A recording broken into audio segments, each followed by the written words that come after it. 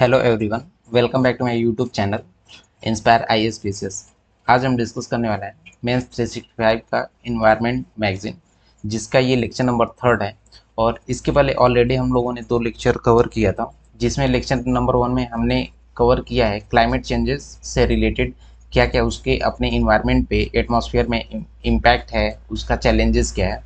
दूसरे लेक्चर में हम लोगों ने डिस्कस किया था एयर पोल्यूशन को लेकर कि उसका क्या क्या इश्यूज है, विंड दिल्ली का इशू, मुंबई का इशू, क्लाउड सीडिंग क्या होता है, तो ये ऑलरेडी हम लोगों ने डिस्कस कर लिया है। और इन केस आप हमसे फर्स्ट टाइम जुड़ रहे हैं तो हमारे चैनल को सब्सक्राइब करिए। और हमने एक डेडिकेटेड प्लेलिस्ट क्रिएट किया हुआ है मेंस 365 का, जिसमें हम लोगों ने ऑलरेडी 2 सब्जेक्ट का कवर कर लिया है। पॉलिटी भी हमने कवर कर लिया है एंड सेकेंड हमने इकोनॉमी भी कवर कर लिया है। तो वहाँ पे आप जाके उसको देख सकते हैं और उसका एक क्रिस्प और शॉर्ट नोट रेडी कर सकते हैं, जिससे कि आपको मेंस में हेल्प मिले।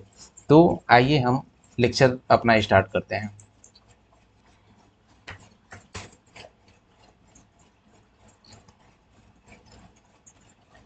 जैसा कि ये न्यूज़ में था, water prevention and control of pollution act 1974 वाला जो एक्ट था, इसमें एक अमेंडमेंट लाया है गया है, जिसको बोला गया है water prevention and control of pollution amendment act 2024।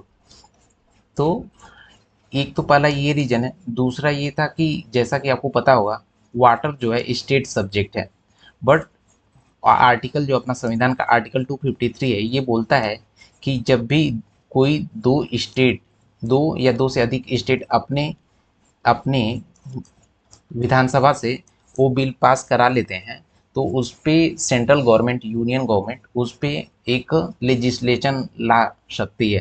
तो इसी की वजह से जो 2 स्टेट थे, हिमाचल प्रदेश और राजस्थान ने अपने विधानसभा में ये बिल पास कराया था, जिसकी वजह से यूनियन गवर्नमेंट इस बिल को लेकर आई है।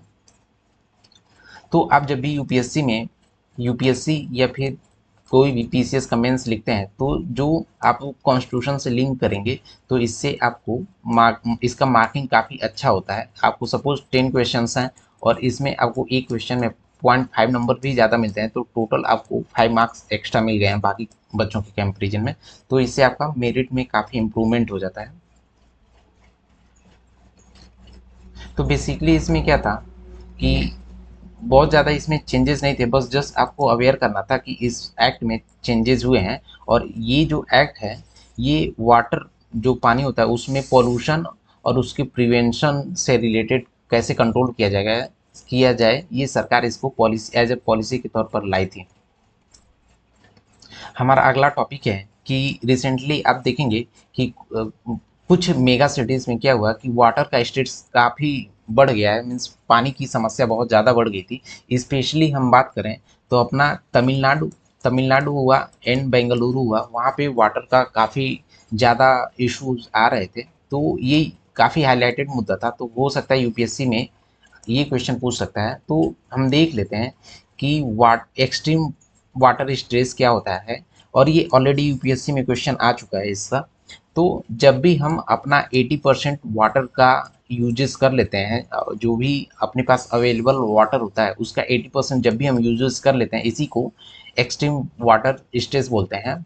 और दूसरा एक टर्म होता है हाई वाटर स्ट्रेस। मीन्स क्या होता है, जब भी आप अपने अवेलेबल वाटर्स का अराउंड 40% यूजेस कर लेते हैं, तो उसको हाई वाटर स्ट्रेस बोला जाता है। तो अभी करंट सिचुएशन हमारा ऐसा है कि पूरे वर्ल्ड में 25 कंट्रीज ऐसी हैं जो देखेंगे कि ये एक्सट्रीम हाई वाटर स्ट्रेस से इम्पैक्टेड हैं, जिसमें से इंडिया भी एक है। तो अभी देखेंगे कि क्या हो रहा है कि 50% वर्ल्ड की पॉपुलेशन है, ये काफ़ी water states water states region में रह रही है। और इसका मेजर देखेंगे इशू ये है कि पॉपुलेशन बढ़ता जा रहा है, अर्बनाइजेशन भी बढ़ता जा रहा है, और जो वाटर का कंजम्पशन है इस पे कोई कंट्रोल हो नहीं रहा है। तो वाटर हमारे पास एक लिमिटेड अमाउंट में है, तो उसकी डिमांड बढ़ेगा, तो जब भी डिमांड बढ़ेगा, सप्लाई लिमिट है, तो इसकी वजह से स्ट्रेस तो क्रिएट होगा। तो ये इसका मेन रीज़न है। और इससे इम्पैक्ट क्या क्या हो रहा है कि देखेंगे कि जब भी पानी का समस्या होता है, तो उसकी वजह से ग्लोबल जीडीपी का 31% लोग इम्पैक्टेड होते हैं। स्पेशली ये हाई वाटर स्ट्रेस से होता है। 2050 के पहले देखेंगे कि ग्लोबल जीडीपी का 31% लोग इम्पैक्टेड होंगे और 60% जो पब्लिक है वो स्पेशली एग्रीकल्चरल सेक्टर से होगी। तो इसका काज क्या क्या है, इसके कौन कौन से कारण हो सकते हैं जिसकी वजह से जो पानी की समस्याएं हैं काफ़ी बढ़ती जा रही हैं। तो पहला अपना इशू है कि हम पानी का बहुत ज़्यादा एक्सप्लॉइटेशन कर रहे हैं स्पेशली एग्रीकल्चर सेक्टर में। क्योंकि देखेंगे क्या होता है, जब एमएसपी गवर्नमेंट देती है तो एमएसपी जिस जिस फसल पे ज़्यादा रहता है तो किसान क्या होते हैं उस फसल को ज़्यादा से ज़्यादा अपने खेत में उगाने की कोशिश करते हैं और उस उगाने की कोशिश करते हैं तो उसकी वजह से क्या होता है कि वो पानी का सप्लाई भी ज़्यादा वहाँ पे जाता है। तो पानी सप्लाई की वजह से ये दिक्कत होता है, क्योंकि आप जानते होंगे कि जो भी किसानी होती है फार्मर्स लोग यूजुअली क्या होता है ग्राउंड वाटर का ही यूजेस करते हैं। और दूसरा पॉइंट है कि अपना जो पानी का यूज कैसे करना है कितना करना है ये सस्टेनेबल नहीं है, अनसस्टेनेबल है। मीन्स इस पे लोग अनलिमिटेड पानी का यूजेस करते जा रहे हैं। तो ये दूसरा काफ़ी बड़ा इशू है। तीसरा है कि हमारा क्लाइमेट चेंज की वजह से क्या हो रहा है कि कभी देखेंगे कभी ड्रॉट हो जाता है, कभी फ्लड आ जाते हैं, कभी मानसून में ब्रेक आ जाता है। तो ये सब जो क्लाइमेट चेंज से रिलेटेड ये एरियाज़ हैं इसकी वजह से ये काफ़ी इम्पैक्ट हो रहा है। चौथा हमारा पॉइंट है कि इस सेक्टर में वाटर से रिलेटेड जो इंफ्रास्ट्रक्चर है इसमें हमारा इन्वेस्टमेंट बहुत कम होता है as compare to other services. हमारा पांचवा रीजन है कि जो वाटर में पॉल्यूशन हो रहा है ह्यूमन एक्टिविटीज़ के द्वारा इसको हम प्रॉपर कंट्रोल नहीं कर पा रहे हैं। स्पेशली देखेंगे कि फर्टिलाइज़र जो भी यूज़ करते हैं तो फर्टिलाइज़र यूज़ करने की वजह से इसका क्या होता है कि माइक्रो प्लास्टिक हुए फर्टिलाइजर हुए, इससे क्या होता है कि वाटर का पोल्यूशन लेवल बढ़ जाता है। पोल्यूशन लेवल बढ़ जाने की वजह से क्लाइमेट चेंज होता है और क्लाइमेट चेंज की वजह से डायरेक्टली या इनडायरेक्टली हमारे ही इन्वायरमेंट को इम्पैक्ट करता है। तो इससे बचने के लिए सरकार ने क्या क्या इनिशिएटिव लिए हैं इसको देख लेते हैं। कि पहला इनिशिएटिव गवर्नमेंट ने लिया है कि नेशनल वाटर मिशन लेकर आया है कि हम इसको कैसे वाटर को इफेक्टिवली पॉलिसी रेगुलेट कर सकते हैं। दूसरा है कि वाटर कंजर्वेशन इनिशिएटिव लाया है और इसमें जैसे इस स्कीम के अंडर एक स्कीम है अटल भूजल योजना। मीन्स हम जो ग्राउंड वाटर है उससे रिलेटेड कैसे यूटिलाइज कर सकते हैं, कैसे क्या करना चाहिए वो है। तीसरा है हमारा जल शक्ति अभियान एंड उसके बाद सही फसल। सही फसल मीन्स देखेंगे वो जो एमएसपी वाला हमने एग्जाम्पल दिया था उसकी वजह से इंटर क्रॉपिंग जो होता है ये बहुत ज़रूरी है और क्रॉप का डाइवर्सिफिकेशन भी करना बहुत ज़रूरी है। जैसा कि हमने बताया इंटर क्रॉपिंग या फिर क्रॉप का डाइवर्सिफिकेशन ये काफ़ी इंपॉर्टेंट है इससे टैकल करने के लिए। दूसरा हमारा अगला टॉपिक है कि अर्बन वाटर क्राइसिस। मीन्स शहरों में देखेंगे पानी की समस्याएं बहुत ज़्यादा बढ़ती जा रही हैं और ये रिसेंटली हुआ था बेंगलुरु सिटी में। बहुत ज़्यादा इशू आ गया था पानी की वजह से। तो इसकी वजह से क्या हुआ था, पानी की जब समस्याएं बढ़ने लगी तो बहुत लोग वहाँ पे बेंगलुरु छोड़ के दूसरे प्लेस पे चले गए। तो क्या क्या रीज़न था और पानी का क्राइसिस क्या होता है इसको हम देख लेते हैं। पानी का क्राइसिस बेसिकली क्या होता है कि जब हमको पीने के लिए या फिर हमें यूज़ करने के लिए क्लीन वाटर नहीं मिलता है, इसी को हम वाटर क्राइसिस बोलते हैं।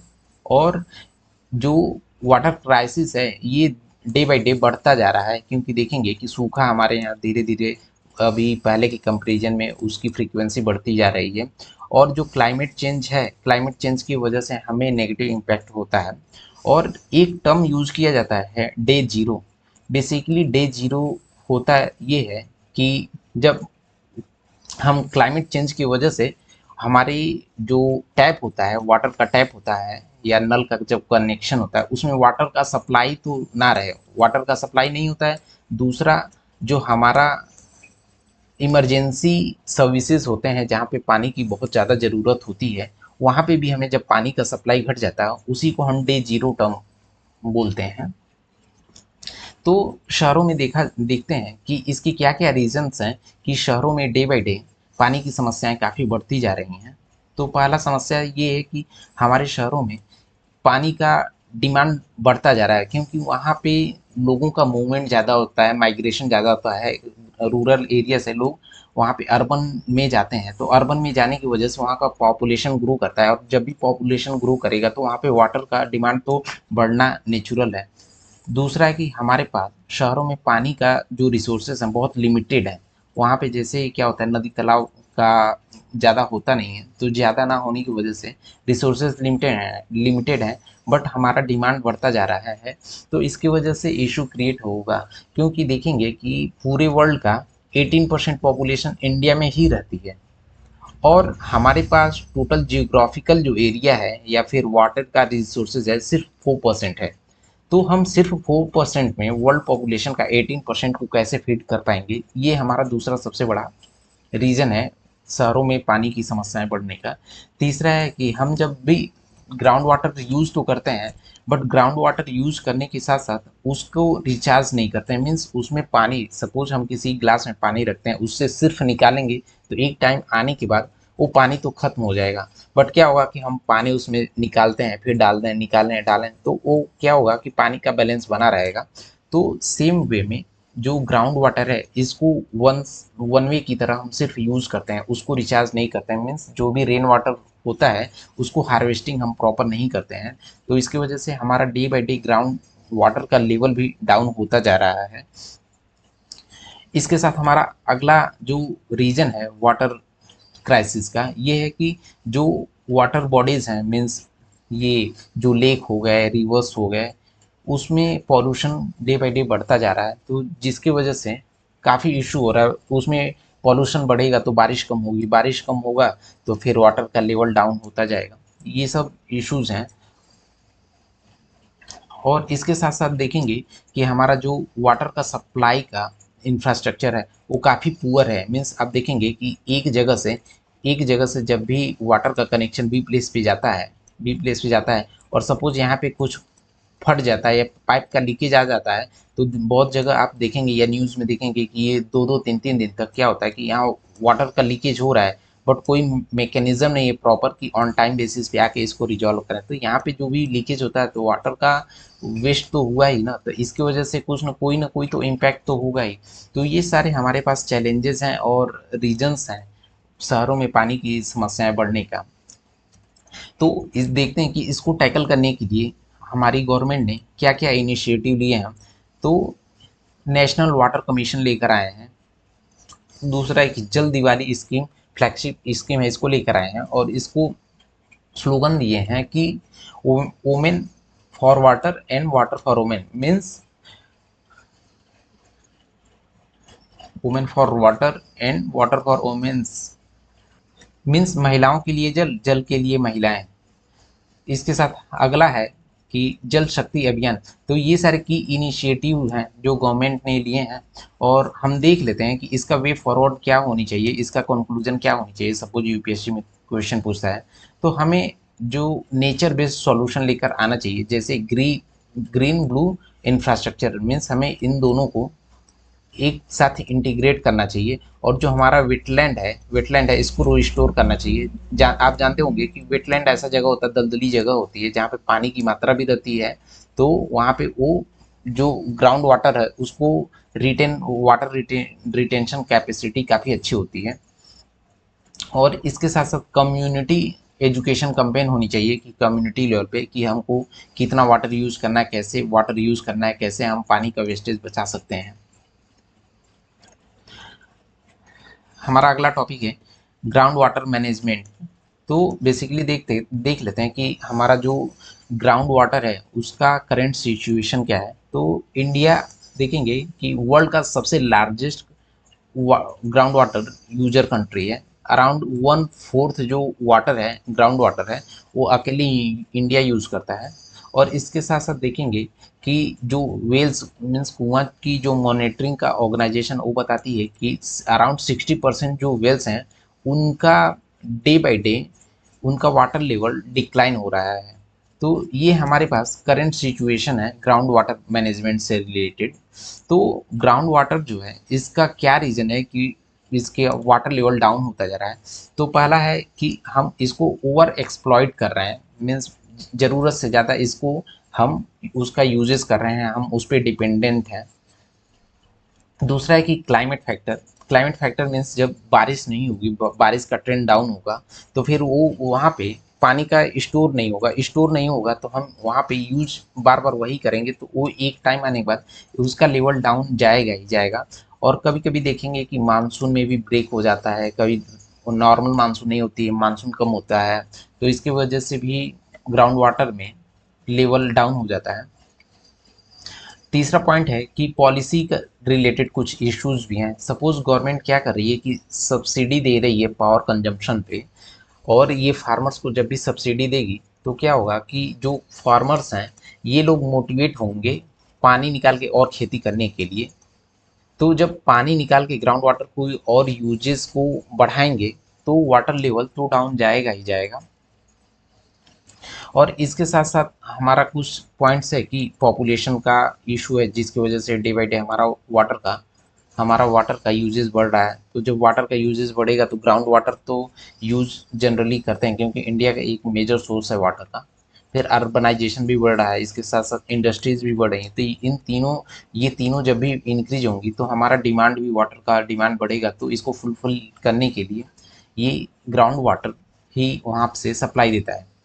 तो जब ग्राउंड वाटर कम होगा तो इससे इम्पैक्ट क्या क्या होगा ये देख लेते हैं। कि हमारा सरफेस वाटर जो होगा वो कम हो जाएगा, जब भी ग्राउंड वाटर कम होगा तो सरफेस वाटर भी कम हो जाएगा। और इसके साथ साथ जब ग्राउंड वाटर कम होगा तो हमारा फूड का सिक्योरिटी भी कम हो जाएगा। मीन्स क्या होगा कि जब हमें ग्राउंड वाटर ही नहीं मिलेगा तो फार्मर्स अपने खेत में फसल को कैसे उगाएंगे। तो ये इश्यूज हैं। इसके साथ साथ हमारे पास वाटर का क्वालिटी का भी इश्यूज आएगा। जब भी ग्राउंड वाटर कम होगा तो फिर वहाँ पे वाटर इश्यूज आएंगे उसकी क्वालिटी को लेकर। और इसके साथ साथ जब वाटर हमारे पास लिमिटेड मात्रा में रहेंगे तो उनके प्राइस भी हाई रहेंगे। तो करेंटली ये इश्यूज चल रहे हैं, और इसको असेस करने के लिए गवर्नमेंट ने जैसे कुछ स्कीम्स लेकर आए हैं, जल क्रांति अभियान, अटल भूजल योजना, प्रधानमंत्री कृषि सिंचाई योजना, जल शक्ति अभियान। तो इन सारे स्कीम्स के थ्रू गवर्नमेंट मॉनिटर करती है ग्राउंड वाटर। तो इसको इम्प्रूव करने के लिए ग्राउंड वाटर को क्या क्या इनिशिएटिव लेना चाहिए और क्या क्या इम्प्रूवमेंट करना चाहिए, इनकेस यूपीएससी आपको क्वेश्चन पूछता है तो क्या क्या आपको लिखना है।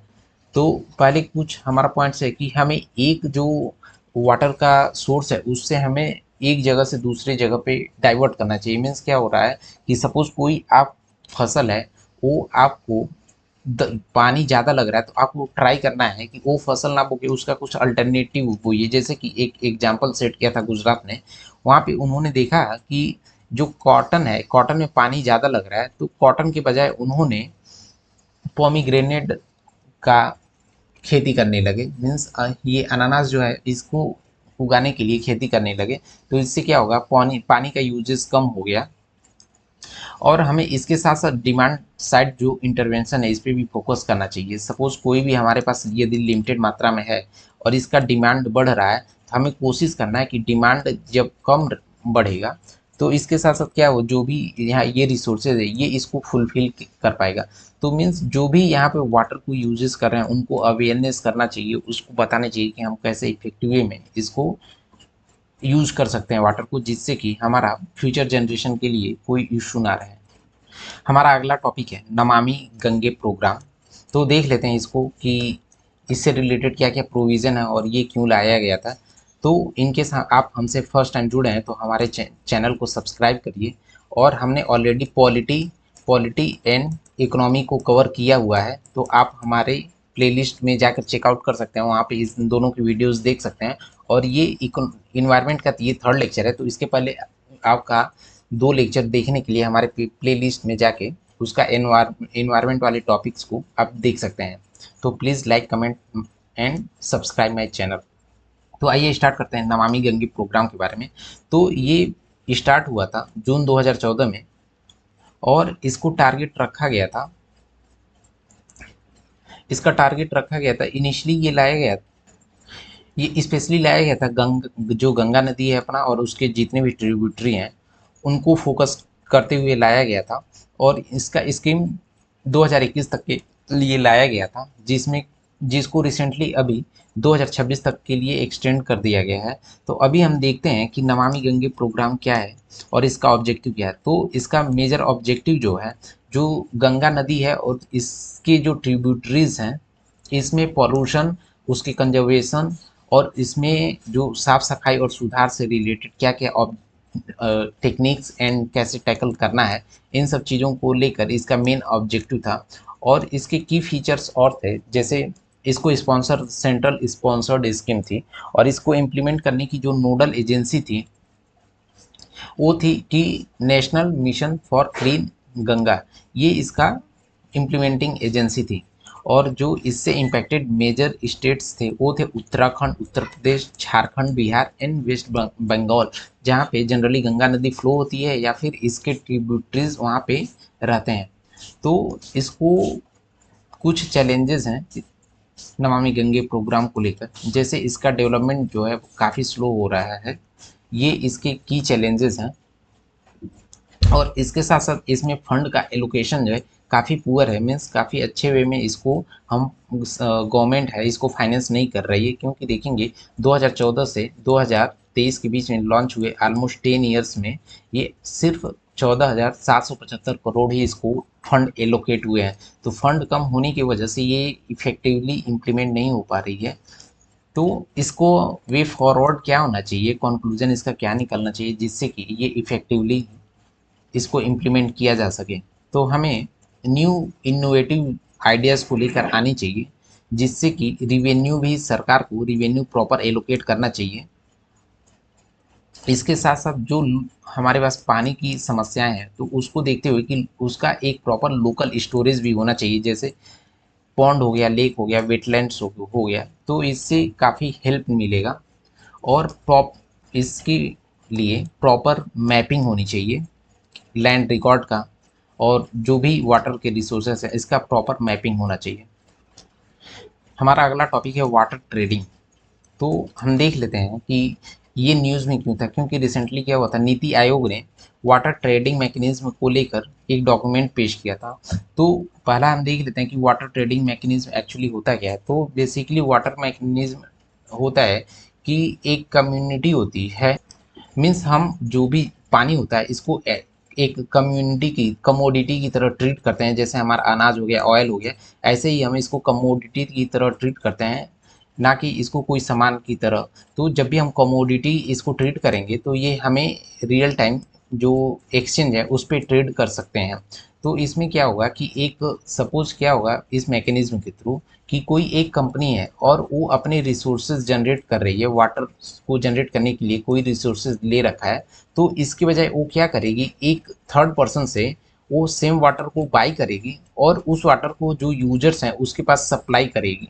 तो इसी मैकेनिज्म को वाटर ट्रेडिंग बोला गया था। और इसकी ज़रूरत क्यों है ये देख लेते हैं कि हमें शहरों में पानी की काफ़ी समस्याएं हैं, और पानी की समस्याएं काफ़ी हैं। तो बहुत सारी कंपनीज, ऐसा तो है नहीं शहर में उसका वाटर का कोई रिसोर्सेज नया बना देगी, तो उसको क्या करेगा कि वो थर्ड पार्टी से, वो कंपनी जाके थर्ड पार्टी से पानी वहाँ से खरीदेगी और उस पानी को क्या करेगी, वहाँ से लाएगी, दूर से कहीं से लाएगी, और जो भी वहाँ पे अर्बन सिटीज़ में रहने वाले पब्लिक हैं उनको वो पानी सप्लाई करेगी। तो इससे कंपनी को भी बेनिफिट होगा और लोगों को पानी का सप्लाई भी प्रॉपर मिलता जाएगा। तो ये तो पहला मेन रीज़न है। दूसरा हमारा है कि जो पानी की समस्याएं डे बाई डे बढ़ती जा रही हैं, डिमांड बढ़ता जा रहा है, इस टेक्निक की मदद से शहरों में पानी को कंट्रोल किया जा सकता है, क्योंकि इसकी वजह से काफ़ी नेगेटिवली इम्पैक्ट करता है हमारे इकोनॉमी को। और इसके साथ साथ तीसरा हमारा ज़रूरत इसलिए है क्योंकि जो इंडियन एग्रीकल्चर में देखेंगे पानी का काफ़ी बहुत ज़्यादा यूजेस होता है। आप ग्लोबल लेवल पे जब भी कंपैरिजन करेंगे वाटर यूजेस का, तो देखेंगे कि इंडियन फार्मर्स जो होते हैं वो पूरे वर्ल्ड में सबसे ज़्यादा पानी का यूजेस करते हैं। तो इन सब चीज़ों को लेकर हमें वाटर ट्रेडिंग की ज़रूरत थी। तो इसको इम्प्लीमेंट करने को लेकर कुछ चैलेंजेस भी थे, जैसे स्टोरेज को लेकर चैलेंजेस तक, हम पानी इतना सपोज थर्ड पार्टी से पानी ले लिए तो उसको स्टोर कहाँ करेंगे, डिमांड कभी घट गया कभी बढ़ गया तो उसको हम मेंटेन कैसे करेंगे, ये हमारा एक चैलेंज है। दूसरा हमारा चैलेंज है कि हम कैसे आइडेंटिफाई करेंगे कि कब डिमांड बढ़ रहा है कब डिमांड घट रहा है, ये इसका दो चैलेंजेस हो गया। और इसके साथ साथ अगला चैलेंजेस है कि सपोज वाटर ट्रेडिंग तो कर लेंगे बट थर्ड पार्टी भी उतना पानी का सप्लाई कर पाएगा कि नहीं कर पाएगा, ये भी इससे रिलेटेड एक चैलेंजेस है। तो इसका वे फॉरवर्ड क्या होना चाहिए कि हमें इसके लिए एक सेपरेट ट्रेडिंग प्लेटफॉर्म क्रिएट करना चाहिए, और इसको कैसे यूज करना है, क्या यूज करना है, किस रेट पे यूज करना है, इस सारे को प्रॉपर रेगुलेट करना चाहिए एक काफ़ी इफेक्टिव वे में, तभी इसको इम्प्लीमेंट किया जा सकता है। अभी हमारा अगला टॉपिक है मीना माता कन्वेंशन। तो आइए देख लेते हैं कि मीना माता कन्वेंशन क्या होता है। बेसिकली ये जो मरकरी से रिलेटेड पॉल्यूटेंट होते हैं इनको रिड्यूस करना ही मीनामाता कन्वेंशन के अंडर आता है। क्योंकि आप देखेंगे जापान में एक बार क्या हुआ था, जापान में एक डिजीज़ आया था, एपिक सेंटर था उस डिजीज़ का, जापान। तो उन्होंने इस डिजीज़ को नेम दिया था मर्क, और जो भी ये डिजीज़ हुआ था ये मरकरी के वजह से ही हुआ था। तो इसमें जो कॉन्फ्रेंस ऑफ पार्टीज थी फिफ्थ वाली, उसी में मरकरी सप्लाई को लेकर कैसे कम किया जा सकता है, क्योंकि इसमें काफ़ी इश्यूज आ रहे थे। तो ये पहला ग्लोबली जो लीगली बैंडिंग। तो हमारा लेक्चर हम यहीं पे आप कंप्लीट करते हैं, और हम अगले लेक्चर में सस्टेनेबल डेवलपमेंट को लेकर आएंगे, जो कि इन्वायरमेंट पॉइंट ऑफ व्यू से काफ़ी इंपॉर्टेंट है, और UPSC and other PCS examination के पॉइंट ऑफ व्यू से भी काफ़ी इंपॉर्टेंट है। तो आप हमारे चैनल पे बने रहिए, एंड हमारे चैनल को please like comment and subscribe. In case आपको कुछ भी डाउट्स है तो हमारे कमेंट सेक्शन में जुड़ सकते हैं, नहीं तो फिर हम अपने डिस्क्रिप्शन में टेलीग्राम लिंक दिए हुए हैं जहाँ पे आप जाके हमसे क्वेश्चन पूछ सकते हैं। तो thank you for the watching.